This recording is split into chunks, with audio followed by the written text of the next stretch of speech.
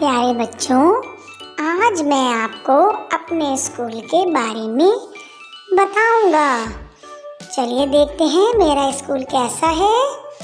मेरे स्कूल का नाम अल नूर पब्लिक स्कूल है। मेरा स्कूल शहर के वस्त में वाक़या है। मेरे स्कूल की इमारत बहुत शानदार है।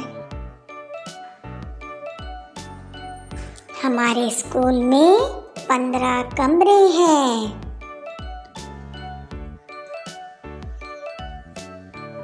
मेरे स्कूल का मैदान बहुत बड़ा है, जिसमें झूले भी हैं। स्कूल के तमाम कमरे रोशन और हवादार हैं। मेरे स्कूल के असातिज़ा बहुत मेहनती हैं। मेरे स्कूल में एक बड़ा असेंबली हॉल है। मेरे स्कूल में एक बड़ी लाइब्रेरी भी है। मुझे अपने स्कूल से बहुत प्यार है। I love my school.